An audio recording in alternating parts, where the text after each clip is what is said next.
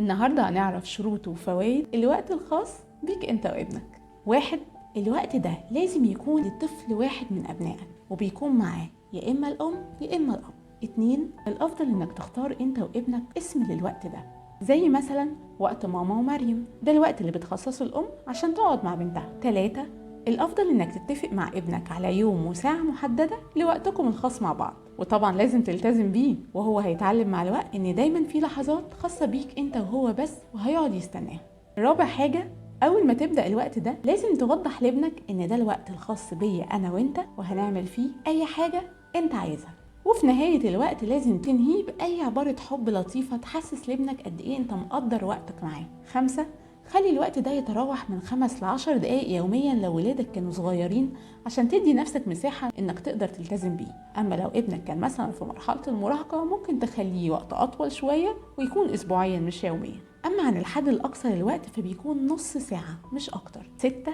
ودي حاجة مهمة جدا لازم تاخد بالك منها، ممنوع تماما انك تشغل نفسك باي حاجه غير ابنك في الوقت الخاص بيه، زي مثلا انك ترد على التليفون، تقفل التليفون في وقتك مع ابنك، هو عارف انك متاح له ليه هو بس في الوقت ده.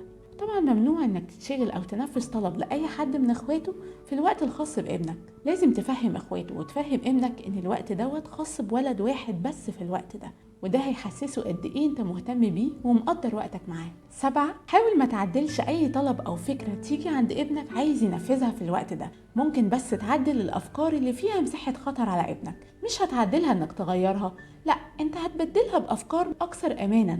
8. حاول على قد ما تقدر انك ما تقطعش الوقت ده لاي احتياج ليك، زي مثلا انك عطشان او عايز تدخل التويليت، حاول تعمل كل الحاجات دي قبل ما تدخل الوقت دوت. وبرده ممنوع انك تستغل الوقت ده عشان تعلمه حاجة في الدراسة او تنصحه، لا خالص، الوقت ده ما هو الا وقت ليه هو عشان يتبسط بيه او يتبسط بالافكار اللي نفسه ينفذها معاك. اخر شرط، اوعى تستغل الوقت دوت ان يكون حافز او مكافأة لابنك، يعني مثلا تقول له لو عملت الواجب كويس هديك الوقت بتاعنا انا وانت، لا، الوقت دوت حاجة ثابتة دايما زي المية والأكل، دايما هيتعامل بدون أي مقابل أو شروط أو قيود تحجم ابنك. أشوفكم على خير الحلقة الجاية.